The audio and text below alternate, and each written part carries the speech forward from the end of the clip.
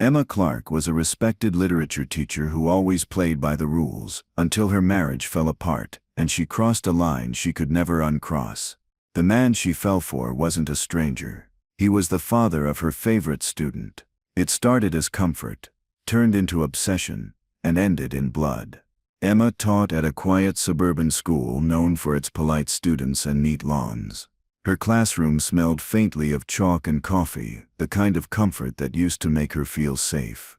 But ever since her divorce, even her favorite books felt hollow.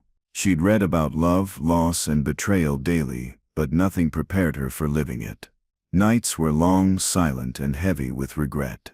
Every morning she smiled for her students, but behind that calm face lived a woman desperate to feel alive again, even if it meant breaking every rule she once believed in. Her ex-husband had taken the house, the car, and even the dog. He'd left her with a pile of bills and the bitter taste of failure. Emma spent her evenings grading essays about love poems while drinking cheap wine from a mug. The walls of her small apartment were covered with old student artwork she couldn't throw away. They reminded her someone once looked up to her. That comfort mattered more than she'd admit. What she didn't know yet was that the next person who'd look up to her would be a student's father, and he wouldn't stop there. It started on a gray Thursday after school. Emma was clearing papers when a man appeared at her door, holding a forgotten lunchbox. His voice was calm, confident, with a warmth that felt disarming. He introduced himself as Michael Reed, Lily's father. Emma had always admired Lily, bright, curious, sensitive. She assumed her kindness came from her mother. But standing there she realized it came from him. He thanked her for guiding Lily, and joked about how she talked about her teacher nonstop. For the first time in months, Emma smiled genuinely, unaware that small moment would cost her everything. Michael began showing up more often. Sometimes to discuss Lily's progress, sometimes with coffee in hand. Always polite but too attentive. He noticed her favorite book on the desk and mentioned he'd read it in college. Their talks drifted from literature to life, and Emma found herself waiting for those brief visits. They gave her something to look forward to. A spark in her dull routine. It was innocent, she told herself. Just a kind man and a tired teacher talking. But the way his eyes lingered told her otherwise. And deep down she didn't want it to stop. By the third week she began dressing differently on days she knew he might visit. She told herself it was confidence returning. But it was more than that. Every conversation stretched longer. Every laugh carried meaning. He mentioned troubles at home, a wife who didn't understand him, a marriage gone cold. Emma should have ended it there.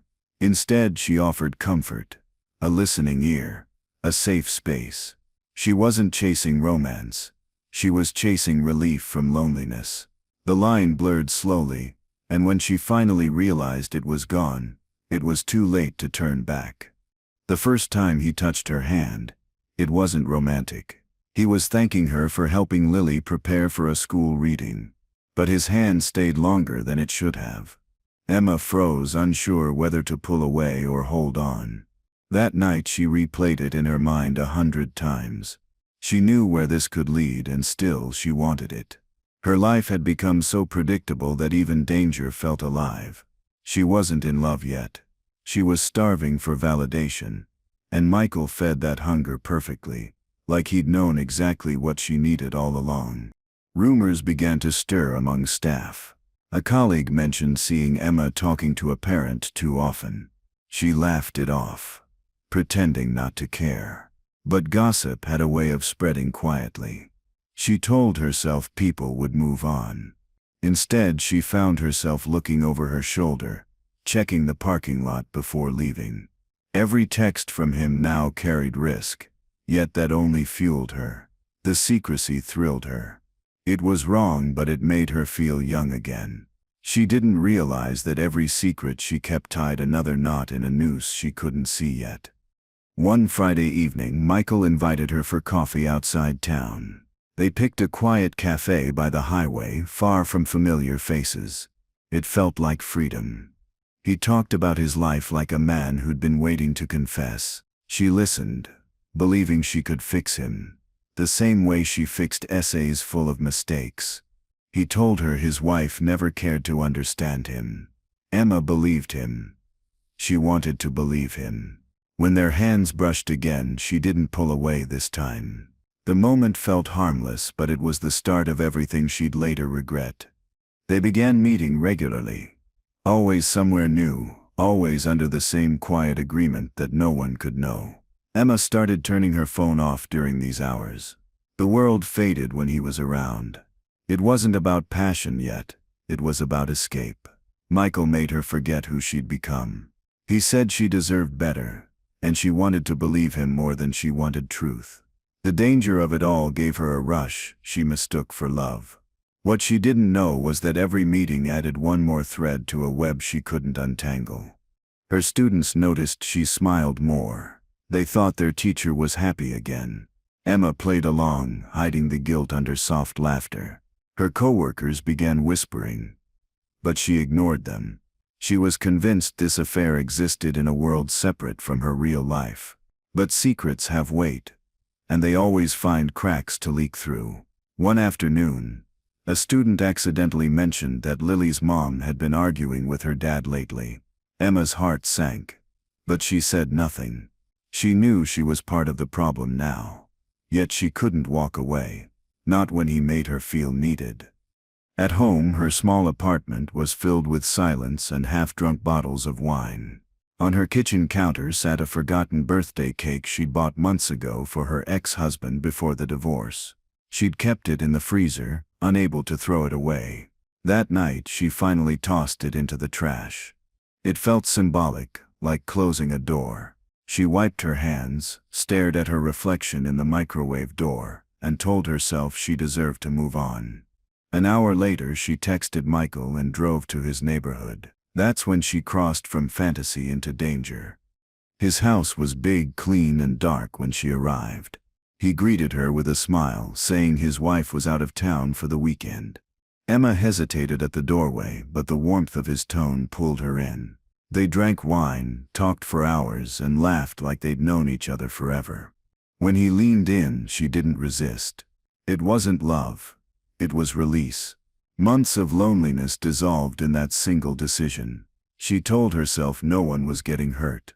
But by morning, when she saw his daughter's drawings on the fridge, guilt hit harder than she expected. Emma drove to school feeling sick the next day.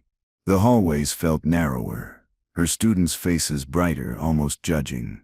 She graded papers with trembling hands. When Michael texted, she didn't reply. But silence made her restless. By afternoon, she answered him anyway.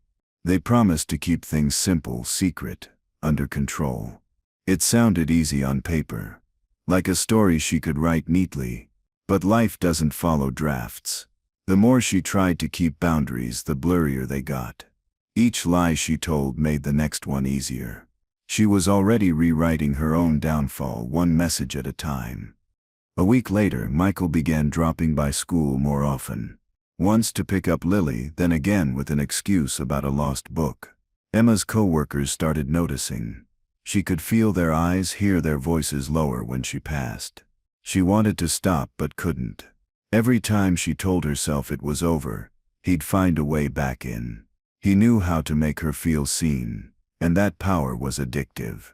She'd tell herself she was strong enough to control it. But the truth was she wasn't.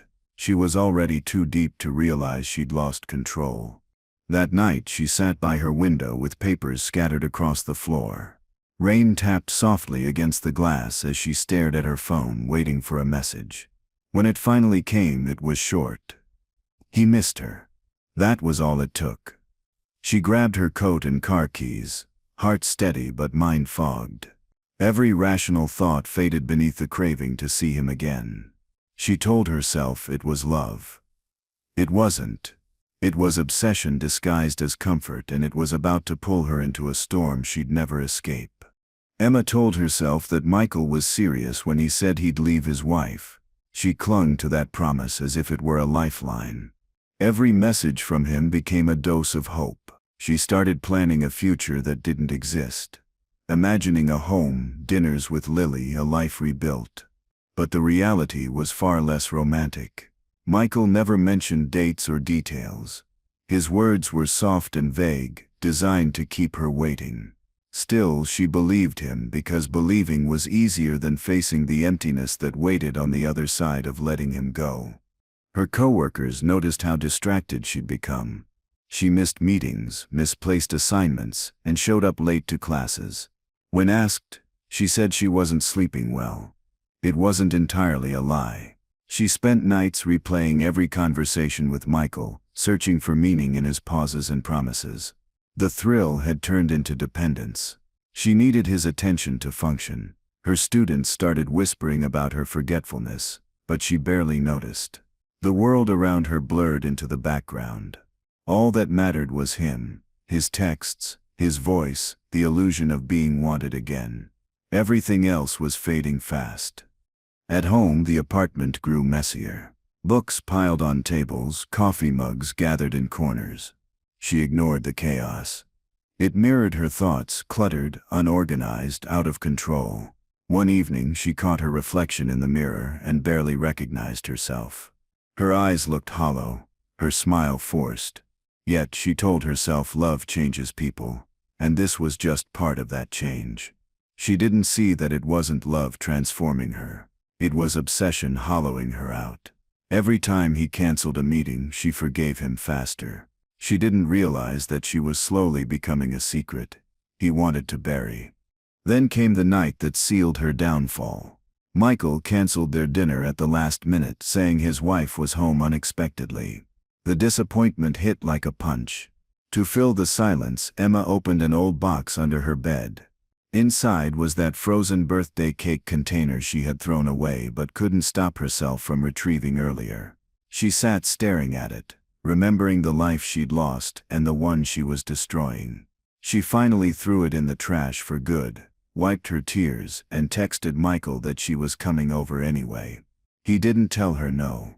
When she arrived, the street was dark, except for his porch light. He opened the door before she could knock, like he'd been waiting. They didn't talk much. The moment was charged with guilt and excitement. It wasn't romantic, it was desperate. She wasn't trying to build something anymore. She was trying to fill a void that nothing else could touch. Later, as she left, she caught sight of Lily's bicycle on the lawn and froze. For the first time, it felt wrong in a way she couldn't ignore. But that realization came too late. She was already in deep. Over the next few weeks, she avoided looking at Lily during class. The child's innocence made her feel exposed.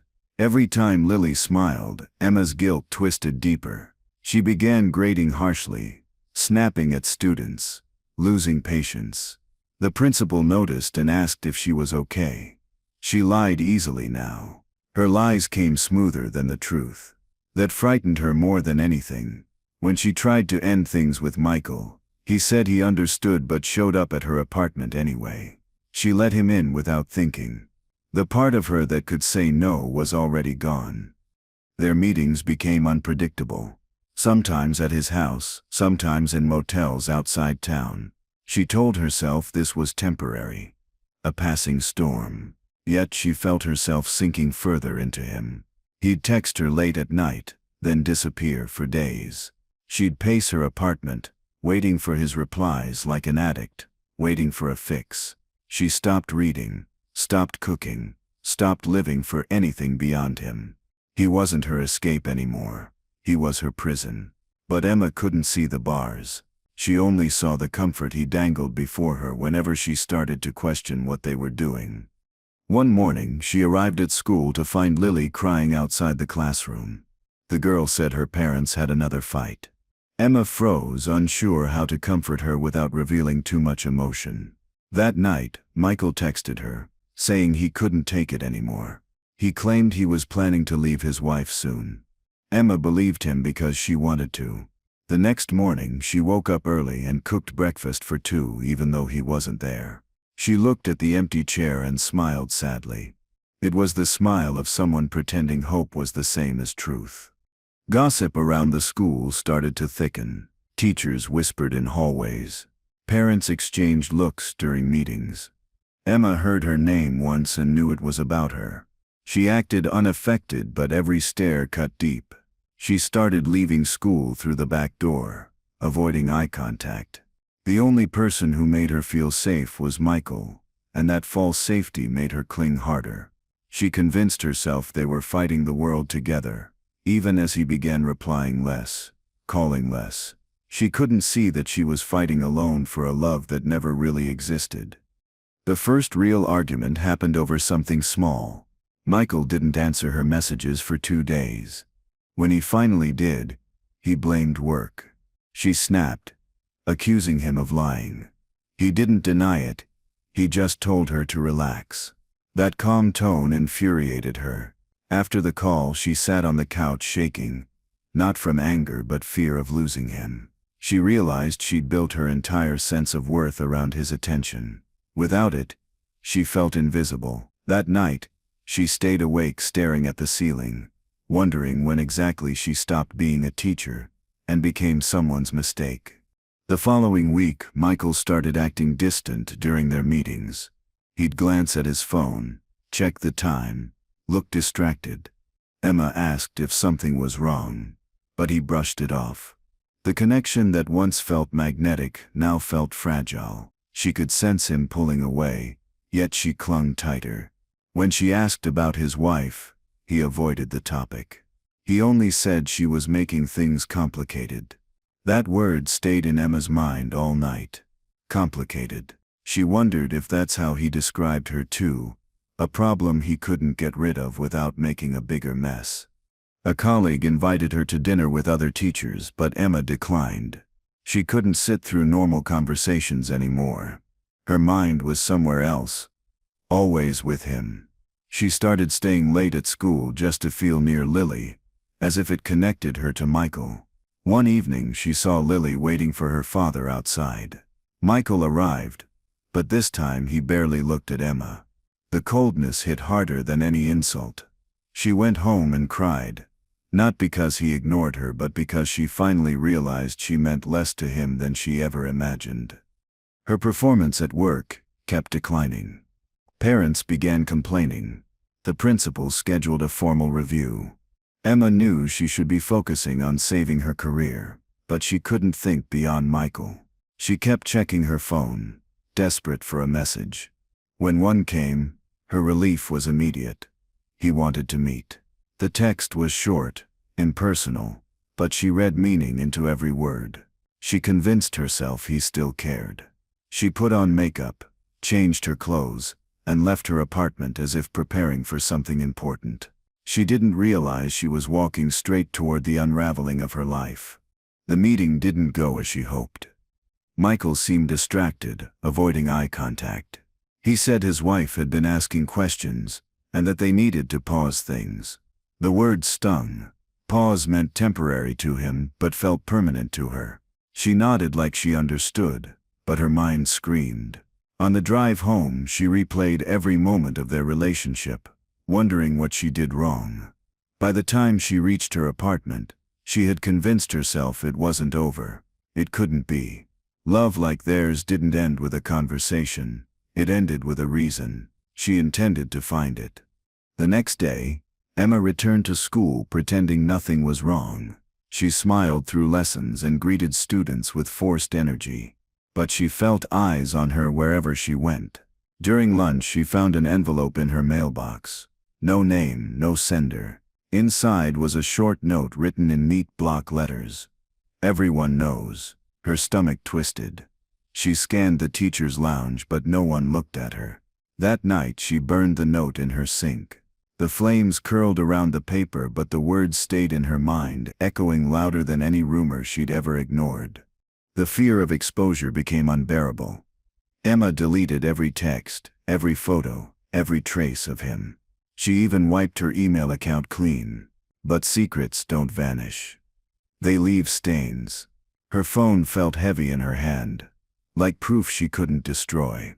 She thought about calling Michael, but pride stopped her. Instead, she poured herself wine and watched the city lights flicker outside her window. She didn't realize that erasing the past doesn't stop the future from finding you. The phone buzzed one last time that night. A single message from Michael saying he missed her. She answered without hesitation. Michael's apology was smooth and convincing. He said he'd been scared, that he didn't mean to hurt her. His words poured like balm over her panic. Within hours they were back to planning secret meetings.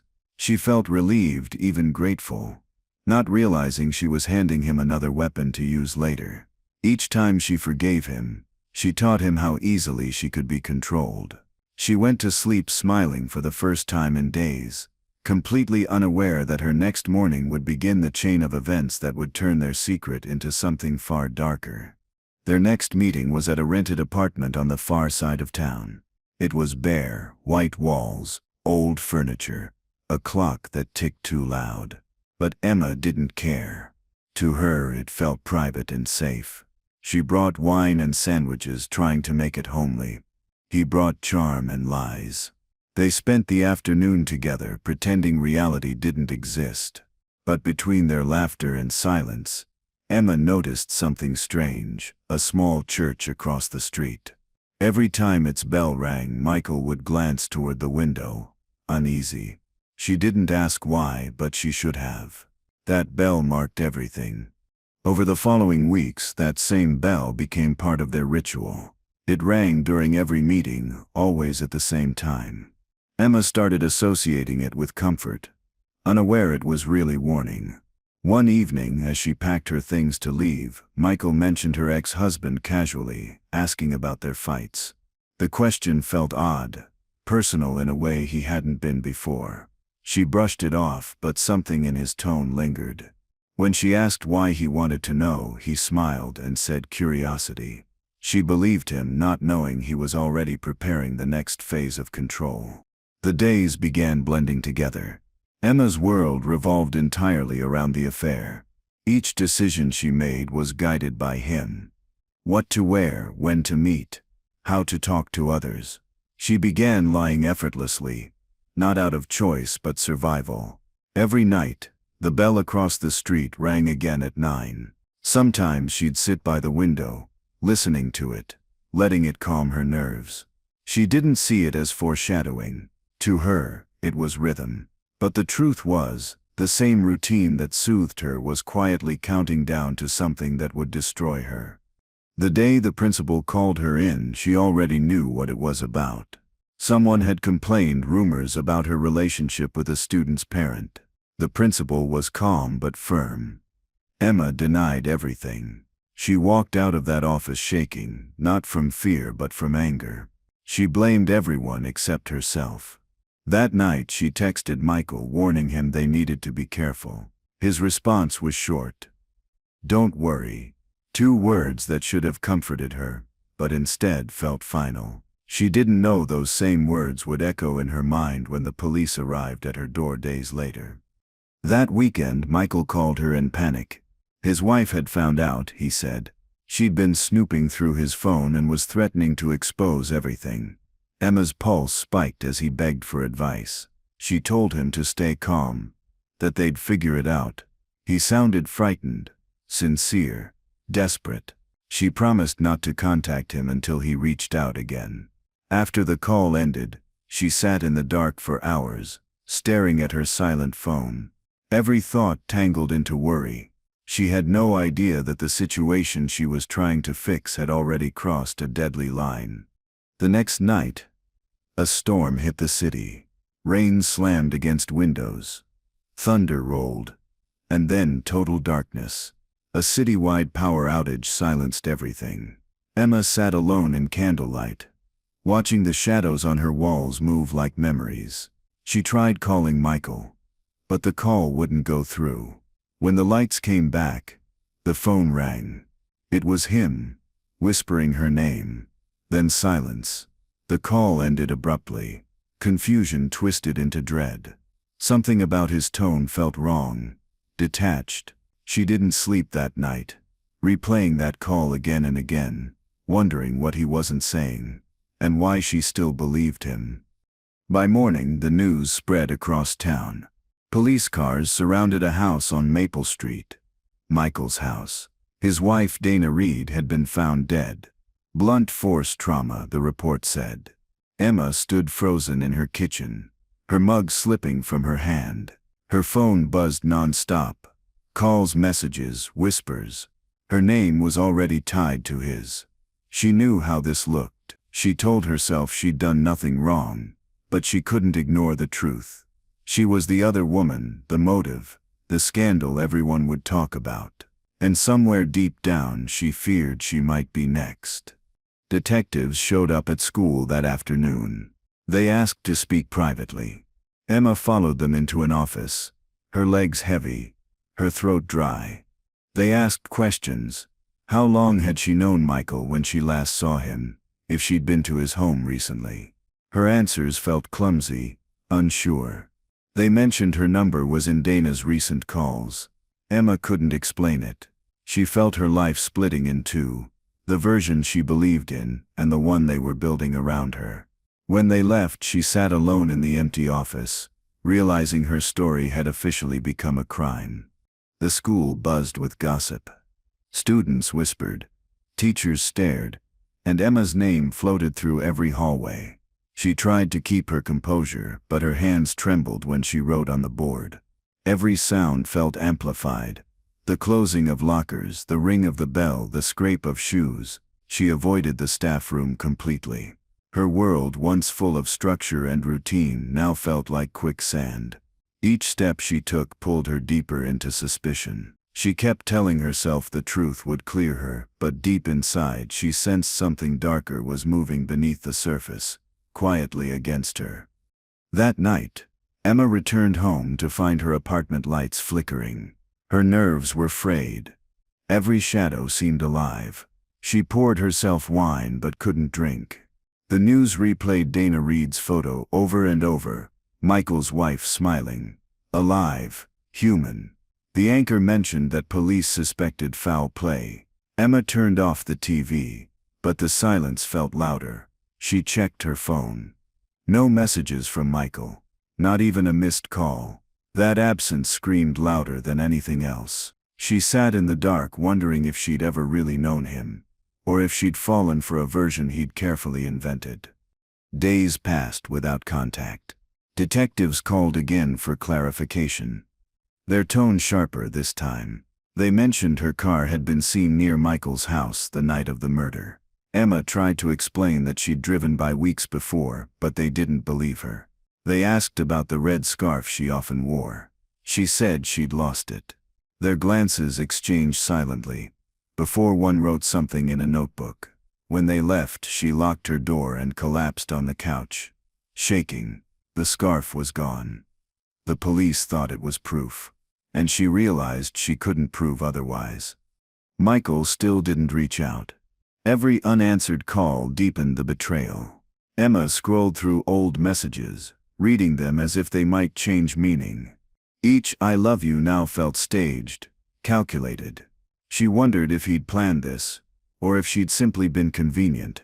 Her mind looped through every memory, searching for signs she missed. She thought about the way he'd asked about her ex, the curiosity that felt wrong. It hit her then she didn't know anything about him beyond what he'd told her. And what if every word, every story, was a mask hiding something unthinkable underneath? When she returned to school, whispers grew louder. Her students looked at her differently. Fear mixed with fascination. She felt like a stranger in her own classroom. Even Lily stopped coming. Emma asked the office if the girl was sick, but they said she'd transferred temporarily. That word, temporarily, felt final. Losing Lily hurt more than losing Michael.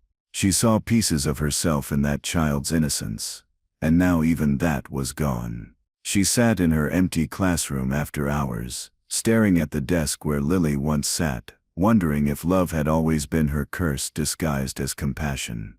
That night she received an email from an unknown address. No subject, just a photo. Her car parked outside Michael's house. The timestamp was from the night of the murder. Emma's breath caught. She knew she hadn't been there that night. Yet there it was. Her mind spun. Who had sent it? Was it a threat or a warning? She replied instantly, demanding to know who they were. The message bounced back, Address deleted. Her skin prickled with dread. Someone wanted her scared, and it was working. She began to wonder if she'd ever been the only one under Michael's control. Emma stopped going out. She kept the blinds closed, phone off, heart pounding at every knock. Her coworkers sent messages she didn't answer. Even her sister called, but she let it go to voicemail. Fear had isolated her completely. The police called again, asking her to come in for more questions. She agreed, pretending confidence, but she could barely hold the pen when signing her statement. They asked again about the scarf, about the night of the storm, about her relationship with Michael. Every answer she gave only seemed to make her sound guiltier. She felt trapped in his shadow. Leaving the station, Emma noticed a car following her. She turned onto side streets, trying to shake it, but it stayed behind. When she finally parked near her apartment, the car idled across the street. The driver never stepped out. She went inside, locked the door, and peeked through the curtains. Hours passed, and the car was still there. She barely slept, her mind spinning with paranoia. Was it the police watching her, or Michael himself? She didn't know which terrified her more. The thought that she was being hunted, or that she'd been abandoned to face everything alone. The next morning the car was gone, but a note had been slipped under her door. 3 words. Stop asking questions. No signature, no handwriting she recognized. The warning felt personal. She tore it up, but her hands wouldn't stop trembling. For the first time she considered running. Leaving the city, changing her name, starting over. But then she thought of Lily. The child had trusted her.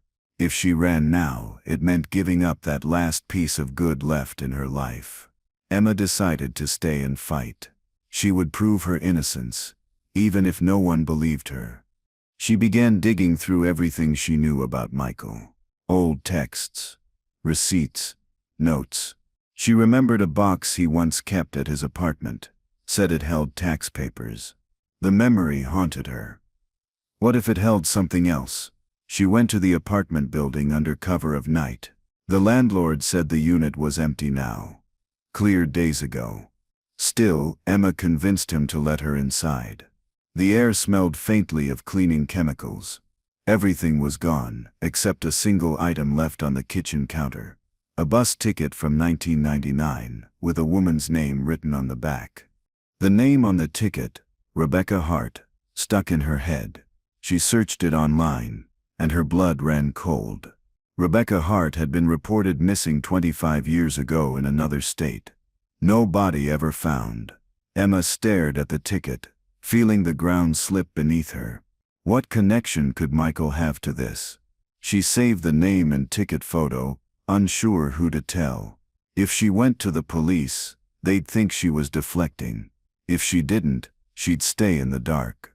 Either way, the truth was closing in. She was no longer sure she wanted to know it. The following evening she visited the local library and looked up old archives on Michael Reed. Nothing. Then she searched the name on the ticket again. This time a small article surfaced. Rebecca Hart was last seen with a man who'd gone by Evan Miles. The photo was blurry but familiar. The jawline, the eyes, the faint smile. Emma's stomach turned. It was Michael. He'd used another name, another life. She left the library shaking, gripping her phone tightly. Everything she'd believed about him collapsed in that instant. The man she loved didn't exist. He never had. He was a ghost. Emma returned home in a daze, pacing the living room. Her thoughts collided. Dana's murder, the missing woman, the fake name, the scarf, the ticket. It all formed a picture she didn't want to see. She realized the police weren't chasing the wrong suspect. They just didn't know the right one. She had been his alibi, his cover, his next victim waiting in plain sight. Every word, every touch, every promise had been manipulation. Emma sank onto the couch, staring at the bus ticket in her hand.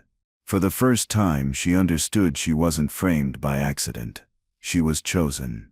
Unable to stay still, she packed a bag and drove to the edge of town, unsure where she was going. The night air was cold, and her reflection in the windshield looked unfamiliar. She stopped at a motel, booked a room under a fake name, and sat on the bed staring at her phone. She typed Michael's name in the search bar again but found nothing. It was like he'd been erased. That emptiness terrified her more than finding proof. It meant he'd done this before, moved on, disappeared, left chaos behind. And now she was the loose end he needed gone.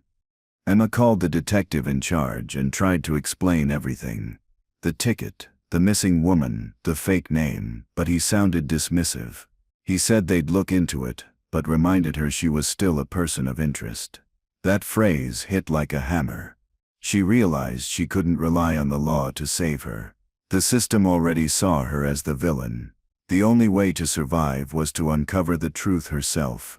She turned off her phone, afraid it was being tracked.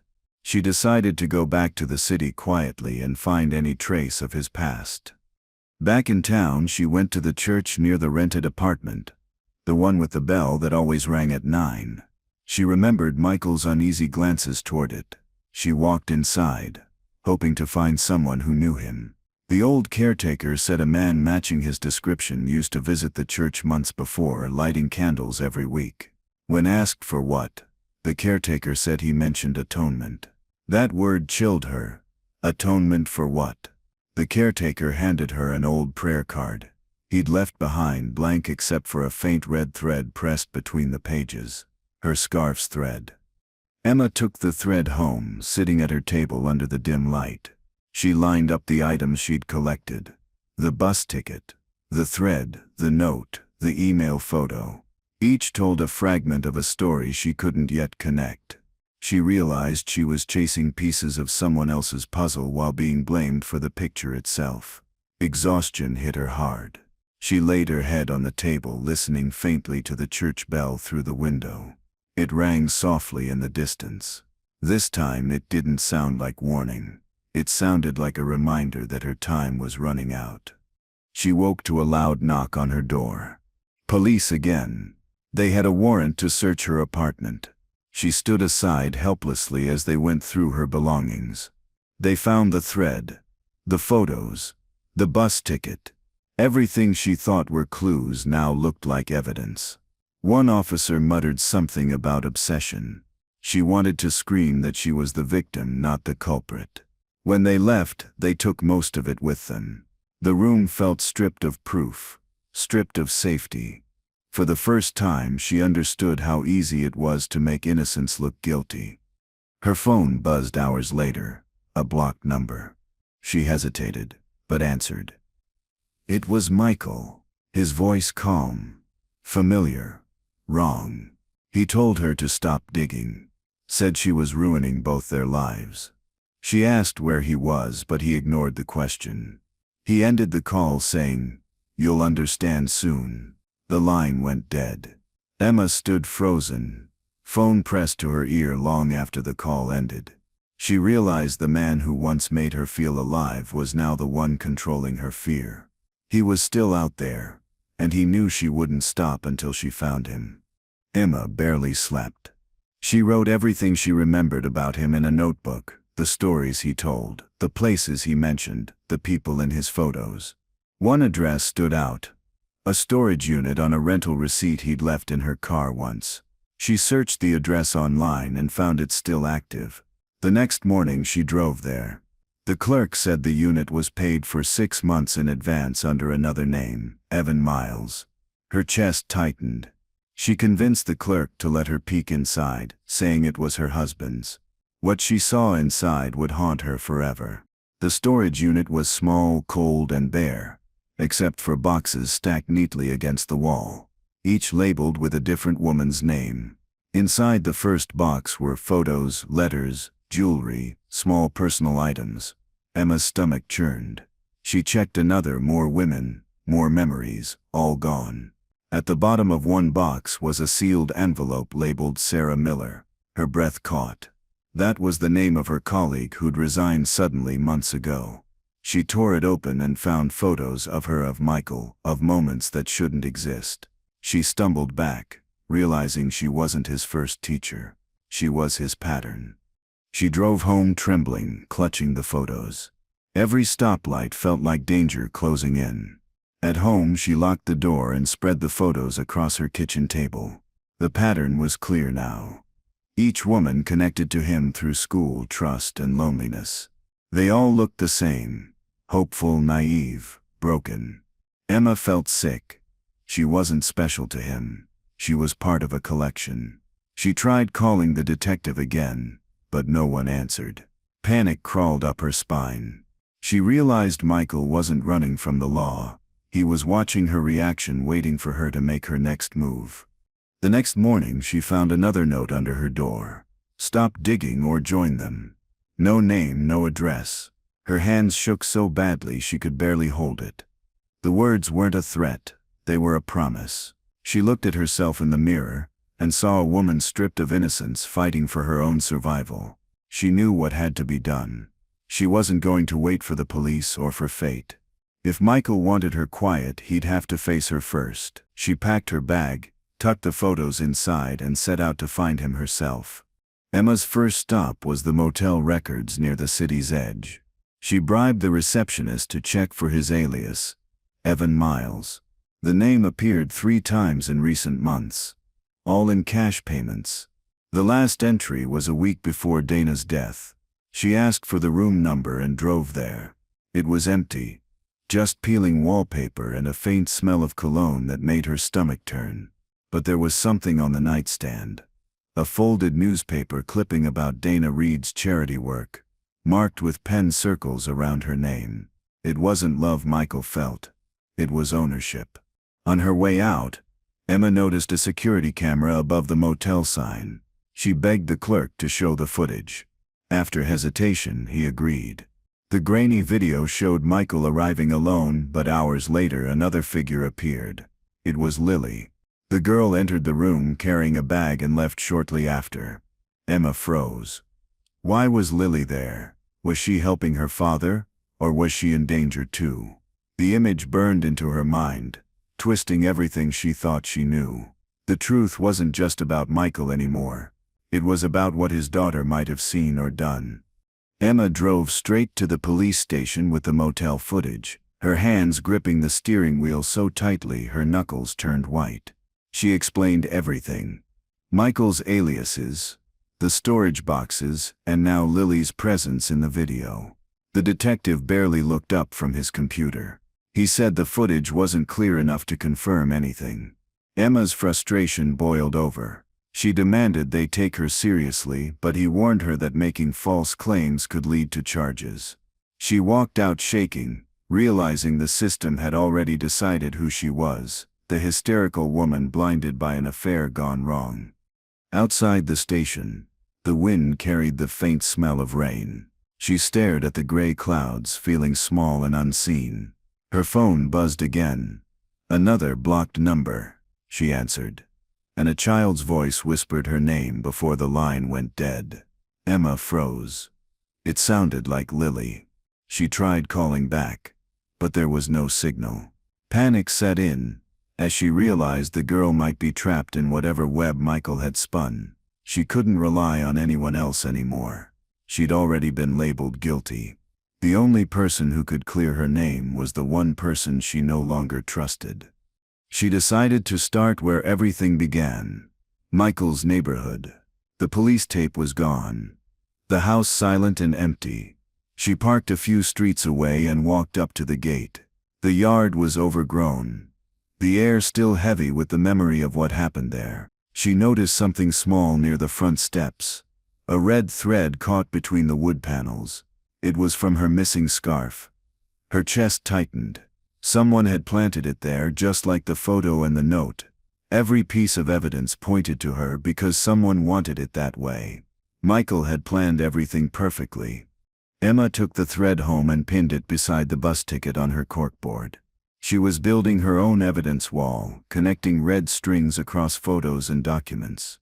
Her apartment looked like a detective's office, cluttered with desperation. She wasn't losing her mind.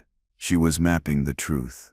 The thread from the house, the note under her door, the phone calls, they all led back to one person. She circled Michael's name again and again until the ink bled through the paper. She whispered to herself that she wouldn't be his next victim. She'd end this before he ended her.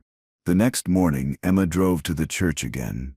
The bell rang as she arrived, the same deep tone she'd grown to dread. She walked inside, searching for peace, but finding none. The caretaker wasn't there. Only a few candles flickering near the altar. She lit one and whispered a silent promise to find the truth, whatever it cost. As she turned to leave, she noticed a folded note wedged under a pew. It was old, the paper yellowed. Written on it were the words, "Forgive me, Rebecca," the name from the bus ticket. Emma's hands went cold. He'd confessed here once. Back home, she laid the note beside the bus ticket and stared at both for hours. Her exhaustion blurred time. She barely ate, barely slept. The constant sound of the church bell through her window felt like a heartbeat she couldn't silence. It reminded her that she was still alive, even if she wished she wasn't. She opened her notebook and began writing everything as if narrating her own crime story, each name, each place, each clue. She didn't care if anyone believed her anymore. She needed the truth written down before it vanished with her, like the others before her. The weather turned stormy again, rain splattering against her windows in rhythmic waves. She sat on the floor, surrounded by papers, half talking to herself as she pieced things together. The pattern was clear. Each woman he targeted shared the same traits: divorced, lonely, compassionate. Each believed she could fix him. Michael didn't kill out of rage. He killed out of control. When they got too close to discovering who he really was, he erased them. Emma realized she wasn't special to him. She was just the next chapter in his collection of women who cared too much and lived too little. Her mind raced between fear and fury. She thought about Dana Reed, how she must have discovered something before dying. Maybe she found the photos. Maybe she recognized one of the other women. Emma imagined her last moments, trying to fight the man she thought she knew. It made her chest ache, not just for Dana but for herself. She picked up the phone to call the detective again, but hesitated. Words meant nothing now. Evidence was all that mattered. She decided she'd get proof herself. Whatever it took. She had one place left to check. The cabin Michael once mentioned. He had described it once during a late-night talk, calling it his escape. She remembered the road name, Cedar Hollow. It was 2 hours away, deep in the woods. She packed a flashlight, camera, and notebook. As she drove, the trees thickened, the sky fading into muted gray. She found the cabin tucked behind an old wooden gate. The door was locked, but one window latch was loose. She climbed in, landing on dusty floors. The air smelled stale, like secrets left too long. The walls were lined with old furniture and photographs. She wasn't sure if she'd found safety or evidence. Inside, the cabin was disturbingly tidy. A single chair faced the window, and beside it sat a small wooden box. On the mantel were framed photos. Dana, Lily, and even Emma. Her face smiled back from moments she didn't remember being photographed. She stepped closer and opened the box.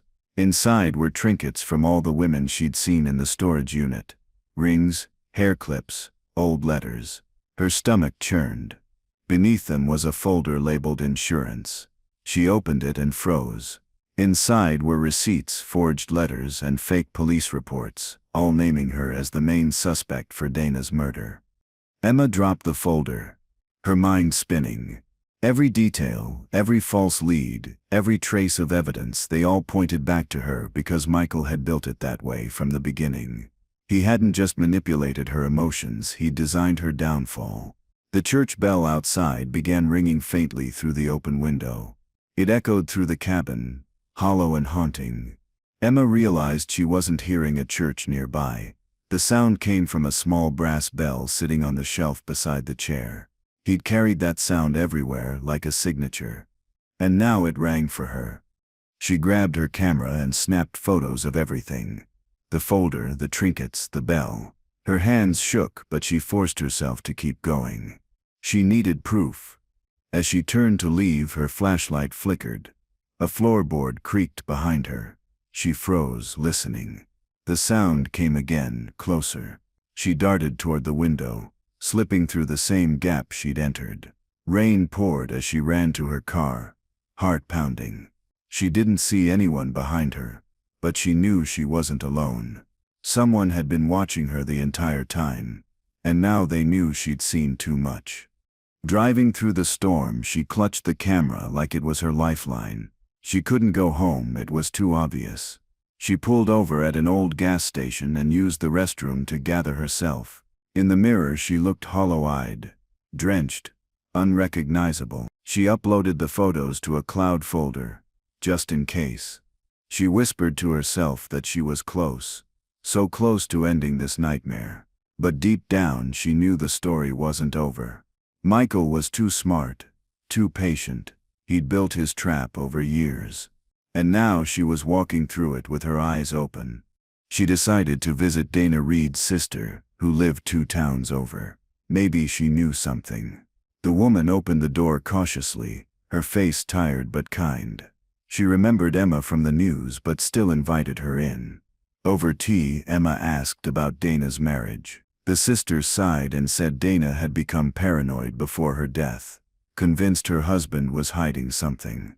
She mentioned finding a hidden box in Dana's closet full of receipts and photos. When Emma showed her one of the photos from the storage unit, the sister nodded. It was the same box. Dana had found him out. Dana's sister handed Emma an old USB drive she'd kept from Dana's things, saying she didn't know what was on it. Emma thanked her and left quickly. Back in her car, she plugged it into her laptop. The drive contained photos, women, dates, locations. It matched the storage unit's contents. The last folder was labeled November.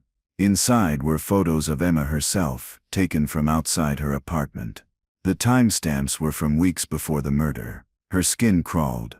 He'd been watching her long before they met. She closed the laptop and whispered to herself that she'd stop him, no matter what. That night, she checked into another motel under a new alias. She slept with the lights on, camera nearby. She didn't feel safe, but she couldn't give up. The next morning, she woke to find a note slipped under her door. Still chasing ghosts. It read, "No name, no signature." Her breath hitched. He was close again. She packed fast and drove off, scanning every car in her mirror. Every headlight looked like a threat. She knew the only way to end this was to face him directly, to bring him into the open where he couldn't hide behind lies anymore. Emma stopped by a diner on the highway to clear her head. The waitress asked if she wanted coffee, and she nodded without thinking. On the counter near her cup sat a jar of imported honey, a small detail that made her pause. Michael used to keep the same brand at home. It reminded her of him, but now it tasted like poison in memory. She stirred her coffee and watched the honey swirl slowly into it, realizing every moment she'd shared with him was built on deceit. She made up her mind. She wasn't running anymore. She was going to hunt him. She started with the phone number that had called her earlier. She traced it through an online directory, finding it registered under a prepaid card purchased in another state. But she recognized the address tied to it, the same cabin road. He was using throwaway phones to contact her, staying close but invisible. She looked at the map, noticing a second smaller road branching off the same area. Something about it caught her eye. She decided to drive back there one last time. If he was still nearby, she'd find him. Or he'd find her first. Either way it would end. As she neared the woods again, dusk began to fall. The road narrowed into gravel, branches scratching against her windshield. She turned off her headlights and coasted silently toward the cabin. The rain had stopped, leaving mist hanging in the air. She parked far enough away to stay hidden, and moved on foot. The forest was quiet, except for the occasional snap of twigs beneath her boots. She saw a faint light flickering through the cabin window. Someone was inside. She gripped her camera, recording every step. Her hands trembled, but her resolve didn't. She was ready for whatever she found. Through the cracked window she saw him, Michael, sitting calmly at the same chair flipping through a folder. Her photo, on the first page. Her entire life summarized in neat lines and clipped sentences. He looked older, colder, like the man she never saw behind the smile. She raised her phone to record, zooming in. The moment felt unreal. The man who'd made her feel seen now looked like a stranger made of ice. Then he lifted his head and looked straight toward her hiding spot. Her body froze. He smiled faintly, like he'd been expecting her all along. She stepped back slowly, heart pounding, trying not to make a sound. Then she heard his voice through the window, calm and familiar. He said her name softly, like an invitation. The way he said it made her skin crawl. She turned to run, but headlights flashed behind her. A car engine roared to life. Someone else was here. She ducked behind a tree as a figure stepped out. It was Lily. The girl looked pale, confused, holding a small bag. Emma realized Michael had brought his daughter here. Whatever was happening, Lily was part of it now, willingly or not. Emma watched as Michael led Lily inside. She couldn't hear their words but saw the girl's hesitant posture. He handed her a piece of paper, then placed a hand on her shoulder. Emma's stomach turned. She knew that look. It was the same manipulation he'd used on her. She needed to get Lily out before it was too late. She waited until Michael walked into another room, then crept to the door. It creaked open under her hand. Lily gasped when she saw her, but Emma pressed a finger to her lips, whispering for silence. The real confrontation was seconds away. Michael returned before they could move. His expression shifted instantly from surprise to calm control. He told Lily to wait outside, and the girl obeyed without question. Emma stood frozen near the door, camera still recording. He walked closer, talking as if nothing had changed, as if they were back in those early days when she believed his lies. His tone was smooth, rehearsed. He told her she'd ruined everything by digging into his past. She replied that he'd already ruined it the moment he killed Dana. His smile didn't fade. He said Dana's death wasn't murder, it was mercy. Emma demanded to know what he meant, but his eyes stayed cold. He said Dana was sick, that she wanted it over, that he only helped. She didn't believe him. The way he spoke sounded too rehearsed, too neat. He stepped closer, reaching toward her camera. She backed away, clutching it tight. He told her to give it to him, that no one would understand their story. His words echoed the same charm that once trapped her, but now it felt hollow. She knew this was how he manipulated every woman before her, by pretending love was reason enough for sin. Emma ran for the door, but he grabbed her arm.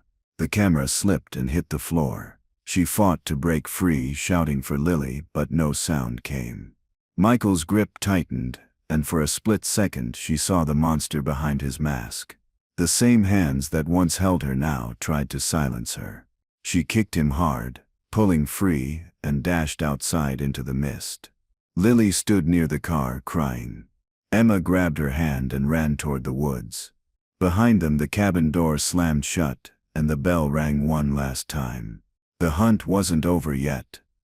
Emma and Lily stumbled through the wet woods, their shoes sinking into mud. The mist clung to their clothes, turning every tree into a shadow. Lily kept asking where they were going, her small voice trembling. Emma didn't know what to say. She just kept repeating that they had to keep moving. The church bell echoed faintly through the forest again, distant but constant, as if following them. Emma realized it wasn't ringing from the church. It was from the cabin. Michael was using it to track her, to let her know he wasn't far behind. The nightmare wasn't over. They reached a clearing where her car was parked. Emma pushed Lily inside and started the engine. Her hands slick with rain. The tires spun before catching traction. As they sped down the narrow road, headlights appeared in the rearview mirror. Michael's car. Her pulse hammered, but she kept her eyes forward. The rain made the road slick, every turn a risk. Lily sobbed quietly beside her, clutching her seatbelt. Emma promised they'd be okay, though even she didn't believe it. All she could think about was survival, and making sure the truth didn't die with her like it did the others. The chase went on for miles until Emma swerved onto a side road, killing her lights. She parked behind an old barn and told Lily to stay quiet. The headlights passed by moments later, fading into the distance. She exhaled shakily. For now they were safe. Inside the barn she found an old tarp and wrapped it around Lily to keep her warm. The girl clung to her, whispering that she didn't mean to help him. Emma's chest ached. She realized Lily wasn't part of his plan. She was another pawn, a frightened child used to make the illusion of family seem real. When the rain stopped, Emma crept outside to check the road. The night was still, the fog thick enough to hide them. She opened her phone and saw multiple missed calls from the police. She decided it was time to end this. She called the detective, explaining everything. Michael's cabin, the photos, the confession folder. The detective told her to stay where she was. They'd send officers. She agreed but didn't trust it. She'd seen how slowly the system worked. She needed real proof before they arrived, something undeniable. She decided to go back to the cabin alone, leaving Lily hidden. Emma told Lily to wait inside the barn and lock the door from the inside. She gave her a flashlight and promised she'd return soon. The child's tears made her hesitate, but she forced herself to leave. The drive back to the woods was silent, except for the low hum of the engine. The clouds cleared, letting moonlight spill over the road. She felt like she was being pulled back into the storm she tried to escape. Her fear turned into focus. She wasn't a victim anymore.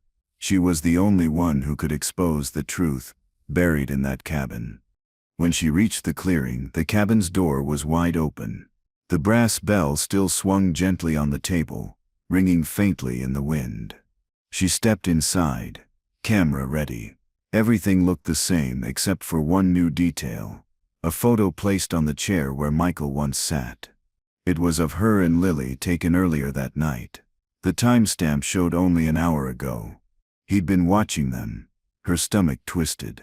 She scanned the room, whispering into the recorder on her phone, describing every detail for evidence. She didn't realize that by recording, she was also narrating her own trap. From the corner of her eye, she noticed footprints leading to a trap door near the kitchen.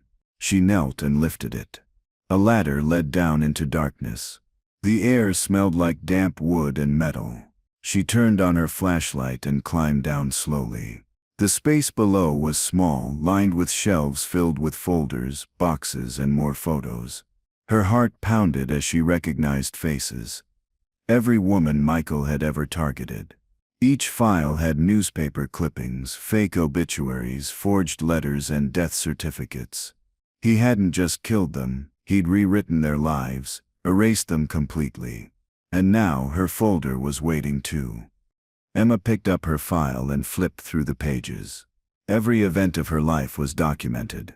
The day she met him, their first coffee, every text she ever sent. He'd planned everything from the start. At the back was a single page with her name typed at the top and one chilling sentence beneath: found dead in apparent suicide. She dropped the folder, bile rising in her throat. He wasn't just erasing her. He wanted her to look guilty in death. She realized then that survival wasn't enough. She had to destroy him completely, or disappear like all the others. A floorboard creaked above her. She froze, the flashlight trembling in her hand. Footsteps moved across the cabin floor. He was back. Emma turned off the light and crouched behind a shelf. The trapdoor creaked open, letting in a sliver of dim light. Michael's voice floated down, calm and steady, asking her to come out. He said he didn't want to hurt her, but his tone was too smooth, too controlled. She stayed silent, her breath shallow. The ladder creaked once, twice. Then his boots touched the ground. He was in the cellar. The walls felt closer with every step he took. He called her name again, softly, like a lover, not a hunter. He said he understood why she'd come, that she just wanted closure. She could hear him moving closer. The sound of his shoes scraping against the floor. She clutched the flashlight in one hand, and her phone in the other, the recorder still running. When he reached for the nearest shelf, she swung the light directly at his face and bolted for the ladder. He lunged, grabbing her ankle, but she kicked hard and scrambled upward. She climbed out, slamming the trap door shut, locking him inside with the brass latch. She ran to her car, fumbling with the keys, heart racing. Behind her, the cabin door slammed open. He'd broken through, the engine roared to life, and she sped off down the dirt path. In the rearview mirror, she saw him standing in the road, motionless, watching. She didn't stop driving until she reached the main highway. When she finally pulled over, she called the detective again, sending her location and the voice recording. She told them everything was on tape now. His voice, his lies, his confession. For the first time, she felt she might have something that could save her. While waiting for police, she replayed the recording, listening carefully. His voice was there, clear and cold. But then she heard something else. A faint second voice in the background whispering. It was Lily. The child's tone was calm, almost rehearsed, saying words she couldn't fully make out. Emma realized Lily had been downstairs too. She'd seen everything. The truth twisted even deeper. Maybe Lily wasn't just a witness. Maybe she'd been helping him all along. Emma's thoughts raced. She wanted to believe the girl was innocent, but the calmness in that whisper didn't sound like fear. It sounded like partnership. Police arrived an hour later, surrounding the cabin and the nearby woods. They searched the cellar, collected boxes, and photographed evidence. Michael was gone. The trap door latch had been broken from inside. They found signs of a struggle but no blood. Emma gave them the recording, her camera, and the USB drive from Dana's sister. The detective assured her she'd done the right thing, though his tone lacked conviction. She could see it in his eyes. They still suspected her. To them, the story was too wild, too perfect. She realized she'd only traded one kind of prison for another. Emma stayed in a safe house provided by the department while they built their case. Every night she replayed the recording, listening for clues. The more she listened, the more she focused on Lily's voice in the background. She noticed the child saying the words "not yet" right before the sound of the trapdoor closing. It sent a chill through her. Lily wasn't begging or crying. She was giving instructions. Emma couldn't understand how deeply the manipulation ran, whether Michael had brainwashed her, or if the child truly shared his darkness. Either way, it meant she wasn't the only one shaped by him. The next morning, police informed her that Lily had vanished. Foster care reported she never showed up after being taken from the cabin. Her stomach dropped. The detective said Michael likely took her, but there was no proof. Emma felt a strange mix of guilt and horror. She thought she'd saved Lily, but she might have handed her back to the very man who ruined everything. She stared out the window, thinking about how cycles of abuse breed loyalty. Lily didn't see him as a monster. He was her father. Love and fear looked the same through a child's eyes. Days passed. The news began covering the case, labeling Emma the teacher at the center of a murder scandal. Her face filled every headline. She couldn't go outside without disguise. Strangers sent hate messages online, calling her a liar, a homewrecker, a killer. Her reputation, her career, her peace, gone. Only one thing remained. Her determination to prove Michael was still alive. She spent her nights tracking every new clue, reading old news reports, following every thread of his past. She couldn't rest until she saw him caught. Justice wasn't about clearing her name anymore. It was about ending his pattern forever. One evening she received an anonymous message with coordinates and the words "come alone." The tone felt familiar, calm, deliberate, like Michael. But it could also be Lily. She stared at the map for hours before deciding she had nothing left to lose.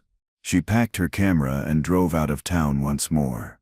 The location led to an abandoned park near the edge of the woods. The swings creaked softly in the wind. A jar of imported honey sat on one of the benches. She approached cautiously. Attached to it was a note that said, "You're closer than you think." Emma turned slowly, scanning the empty park. Her instinct screamed danger. She picked up the jar, twisting it in her hands. The honey glowed amber under the fading sun, too normal, too peaceful.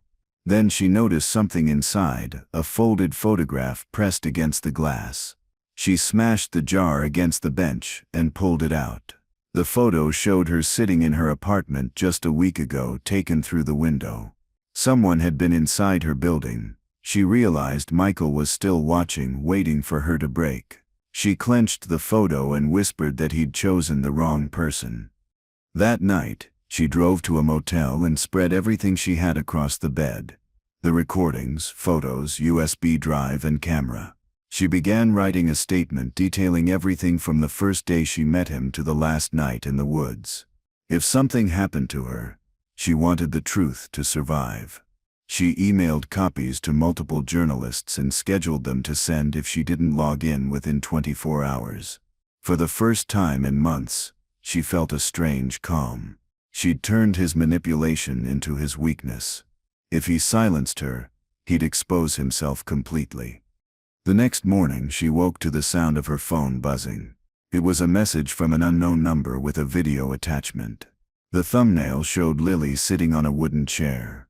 Her hands were clean, her expression blank. Emma hesitated before pressing play. Lily looked directly into the camera and said that her father was gone, that he'd made her promise to keep his story alive. She said Emma wasn't innocent either, that she made him worse. The video ended abruptly. Emma sat frozen, realizing Michael had left her one final curse, guilt she could never erase. Police analyzed the video but couldn't trace the source. They said it might be old footage, maybe staged. Emma knew better. She recognized the background. It was the cabin. The detective ordered a search, but the area came up empty. The bell was gone. The shelves cleared. Everything she'd found was erased again, as if he'd never existed. The case stalled, leaving her trapped between suspicion and freedom. She was technically innocent, but publicly condemned. She packed her few belongings and left town quietly, carrying only the notebook of her notes and the single photo of Lily that she couldn't throw away. Emma moved to a small town miles away, using a new name, Elena. She rented a tiny apartment near a school but avoided teaching. She worked in the library instead, sorting returned books and avoiding eye contact. Each night she walked home past a church that rang its bell at 9, the same sound that once haunted her. It reminded her that she'd survived, though survival felt hollow. She sometimes caught herself watching parents pick up their children and wondered which of them might hide monsters behind gentle smiles. She'd stopped trusting love. It had taken everything from her once. One evening she found an envelope in her mailbox with no return address. Inside was a single photograph of a girl sitting at a school desk. Lily. The image was new, taken in daylight. On the back was written, "She's learning." Emma's knees weakened. She didn't know if it was a threat or a message of hope. She stared at the handwriting. It wasn't Michael's. It was neater, controlled, smaller. She realized Lily had sent it herself. The girl was alive, somewhere out there, growing up with the same knowledge Emma carried, that love in the wrong hands becomes a weapon. Emma tucked the photo into her notebook and closed it. She wanted to believe Lily was safe, but a small part of her feared the opposite, that Michael's legacy lived on through her. She sat by her window watching rain hit the streetlights, listening to the faint hum of the distant bell. The world outside moved on, unaware of the lives destroyed by one man's lies. She whispered to herself that some wounds don't heal, they just learn to hide. She promised she'd never forget any of them. Dana, Rebecca, Sarah, all the women who never made it out. That night she dreamed she was back in her classroom. The desks were empty, papers scattered, and the bell outside rang endlessly. She looked up and saw Michael standing at the doorway, smiling. Beside him stood Lily, older now, holding that same brass bell. Emma tried to speak, but no sound came. When she woke, her heart was steady. She knew what the dream meant. Some stories never end, they just change names. She opened her notebook, wrote one final line: "He taught lies, I taught consequence," and closed it forever. Outside, the church bell rang 9 times, marking another unfinished chapter. Months passed quietly. Emma, now Elena, learned to move unnoticed.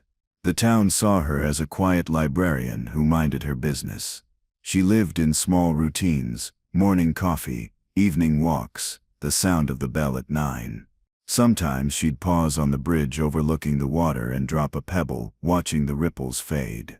It felt like proof that actions still mattered, even small ones. Yet every so often, she caught herself glancing over her shoulder, expecting to see a face she'd buried in memory. The fear never truly left. It just changed shape, settling into the corners of her life. She spent her evenings reading mystery novels, marking passages about truth and deception. Books felt safer than people. One night, while shelving returned titles, she found an envelope tucked between pages of a poetry collection. Inside was a photo of the old cabin, burned to the ground. Scrawled on the back were 3 words: "Lesson complete now." No signature. She stood frozen in the aisle. Someone knew where she was. Someone still watched. Whether it was Michael, Lily, or another ghost from that life, she couldn't tell. She slipped the photo into her bag and forced herself to keep working. That night, she couldn't sleep. The wind rattled her window, carrying faint echoes of that bell in her dreams. She sat at her desk, staring at the burned cabin photo. The ashes felt symbolic, as if someone had erased the evidence of everything, but she knew better. Evil doesn't vanish, it evolves. She decided to write again, not for publication, not for closure, but for survival. Each word she wrote became a thread connecting her to reality. If the past tried to rewrite her story again, she would have her own version ready, one no one could twist or erase. The next morning, she visited the small-town police station. She showed them the photo and explained her history in vague terms. The officer on duty listened politely but didn't take notes. He said old threats rarely resurface. She nodded, knowing he wouldn't understand. As she left, she noticed the bulletin board behind him, missing persons reports from nearby counties. One photo made her stop. It was Lily, younger but recognizable. The date listed was from weeks ago. She asked about it, but the officer shrugged, saying it was probably old paperwork. Emma walked out shaking, her heart heavy with dread. Outside, she sat on a bench, staring at the sky. The air felt colder now. If Lily was missing again, it meant Michael might still be alive, or his influence still was. She wanted to believe the girl was just lost, but deep down she knew. She whispered to herself that evil isn't buried by distance or names. It passes on like inheritance.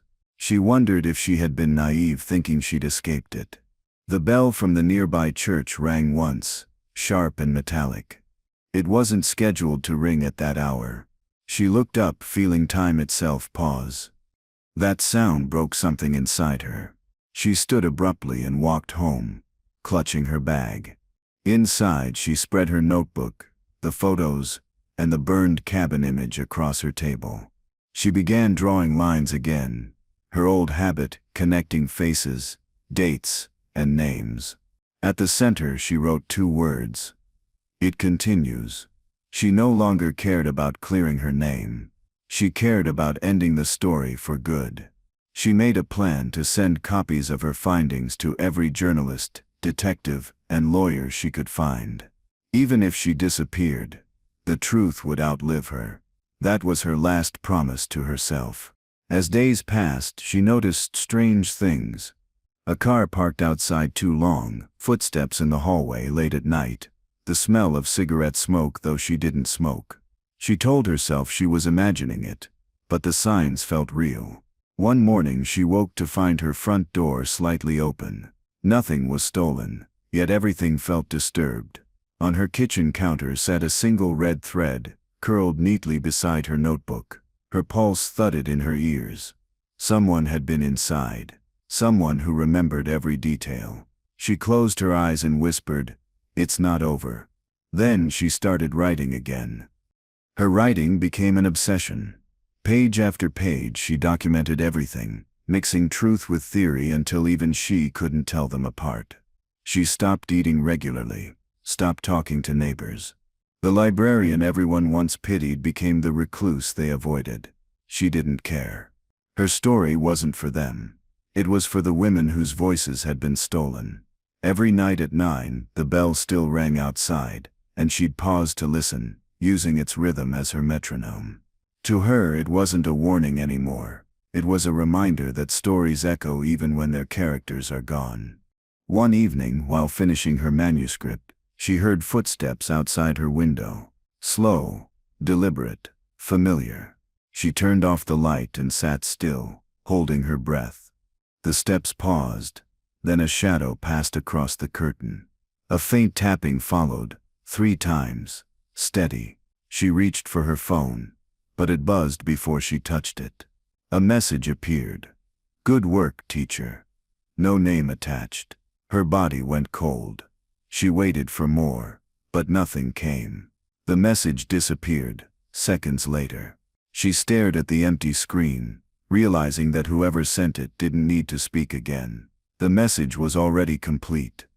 The following morning, she delivered her finished manuscript to the post office. Multiple envelopes, each addressed to a different contact. She felt lighter walking out, though her stomach still twisted with unease.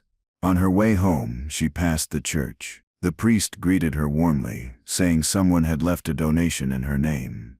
He handed her the receipt. It was signed, L.R. Her knees nearly buckled.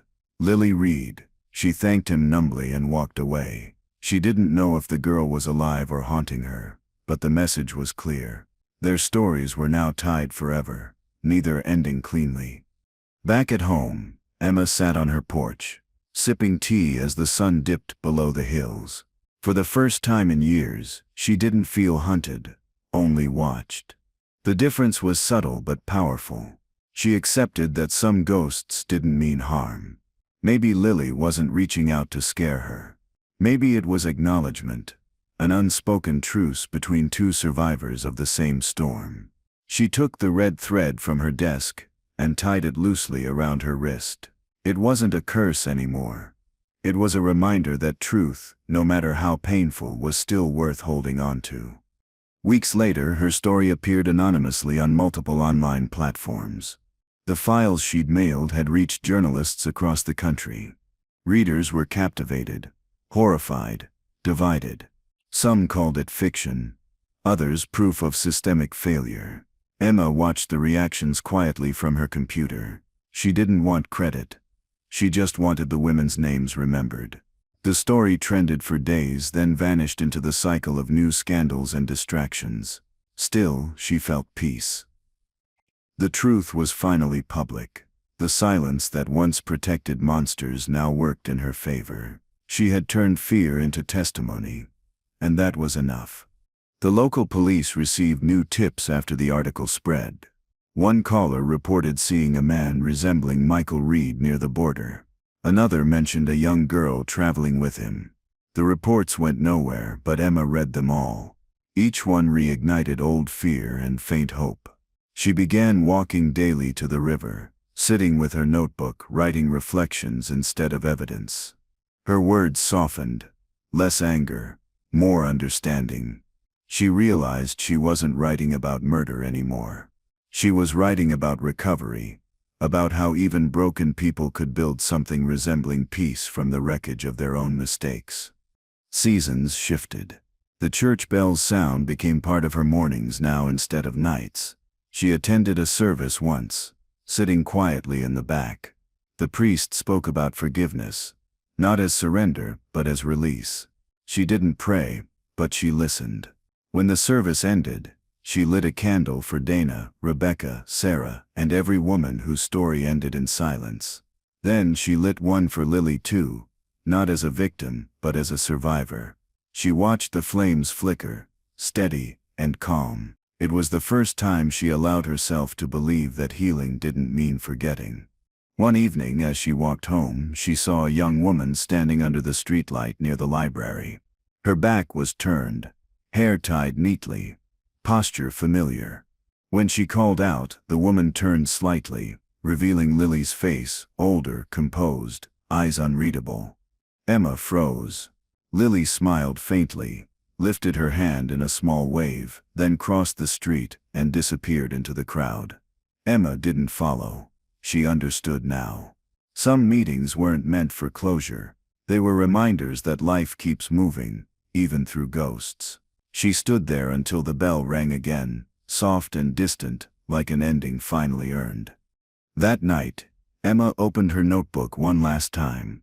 She read through every page, every detail she'd preserved. It wasn't perfect.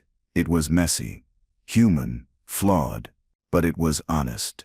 She tore out the final page and placed it in an envelope marked "To whom it may concern." She left it on her kitchen table beside her old red scarf and a jar of honey. She didn't plan to run or hide anymore. She just wanted to rest. Whatever came next, questions, peace, or silence, she would face it knowing she'd done what she could. That was her quiet form of victory. Morning light poured through the window. The bell rang faintly in the distance, steady and rhythmic. Emma brewed tea and stood by the window, watching the town wake up. The world outside was ordinary. Children heading to school, cars passing, birds calling. She realized that ordinary was what she'd been chasing all along. Not excitement, not redemption, just calm. She sipped her tea and smiled faintly. For the first time in years, her reflection didn't look like a stranger. It looked like someone who'd learned to live with the weight of truth without letting it crush her. She returned to work at the library that week. The students greeted her warmly, asking for book recommendations. One girl handed her a poetry collection and said she'd found it inspiring. When Emma opened it later, a small card fell out. It read, "Some stories end when you stop running." No signature, but she recognized the handwriting. Lily's. She smiled, tears welling quietly. Maybe the girl had found her own way to break free. Maybe they both had. She placed the note in her drawer and closed it gently, letting the sound of pages turning fill the quiet afternoon air. That night she walked to the bridge where she used to drop pebbles. The water reflected the stars, still and endless. She untied the red thread from her wrist and let it drift into the current. It floated briefly before sinking out of sight. She whispered a quiet thank you to the ones who didn't make it, to the lessons learned, to herself for surviving. The wind carried her words away softly. When she turned to leave, she noticed something on the railing, a single brass bell, polished and new, tied with another red thread. She touched it gently, smiled, and kept walking. Years later, her story became urban legend in small-town circles. A teacher who uncovered a killer but vanished from headlines. Some believed she fled. Others said she started over somewhere far away. No one knew for sure. Her house eventually sold, and the new owners found an old box in the attic. Inside were notebooks filled with her handwriting and a photograph of a young girl under a streetlight. The caption on the back said, "She's free now." The new owner donated the journals to a local museum, calling them the Red Thread Files. The truth had finally found permanence. The museum displayed her words under glass. The pages yellowed but powerful. Visitors read about betrayal, obsession, and the quiet courage of women who refused to vanish. The curator added a plaque quoting Emma's final entry. "Some lessons cost everything, but they save others." The bell she'd left on the bridge hung beside it, still tied with a piece of red thread. Locals often said they could hear it ring faintly on quiet nights, though no one ever touched it. Whether it was wind or memory didn't matter. The sound carried meaning, and that was enough. Over time, people forgot the details, names, dates, locations, but the essence of the story lingered. Teachers told it to remind students about trust, and parents whispered it as a warning about charm. The truth had grown beyond Emma's life. It had become something timeless. And somewhere, in another town, a young woman walked past a bookstore window displaying the red thread files. She stopped, smiling faintly. Her hair tied neatly, her eyes calm. She bought a copy, flipped to the first page and whispered, "Thank you, teacher." Her name tag read L. Reed. The cycle had finally broken. The pages of the book fluttered in her hands as she left the store. She walked past a church where the bell rang exactly 9 times. She paused, listening, then kept walking, her steps light. The bell didn't sound haunting anymore. It sounded peaceful, like a memory finally released. Inside the church, a candle burned under a plaque bearing Emma Clark's old photo. Below it read, "In honor of those who taught us that truth can survive silence." People left flowers there often, though no one knew who she truly was. She had become a lesson, not a headline. That evening, Lily sat by her window reading the last pages again. The book spoke about forgiveness, not for others, but for oneself. She closed it, holding it against her chest. On her desk sat a new notebook, blank and waiting. She opened it and began to write, not about pain, but about beginnings. The red thread from the museum replica hung on her wrist, soft and comforting. She smiled through quiet tears, realizing that every ending was just someone else's starting point. And somewhere, she believed, Emma would have wanted it that way, for stories to keep living, even after their authors couldn't. The night sky deepened, stars scattered across the horizon. The bell rang one final time, echoing softly through the streets. It didn't mark fear or loss. It marked closure. Somewhere far away, wind brushed against a riverbank where a small piece of red thread caught on a branch, swaying gently in the current. The world had moved on, but its lessons remained.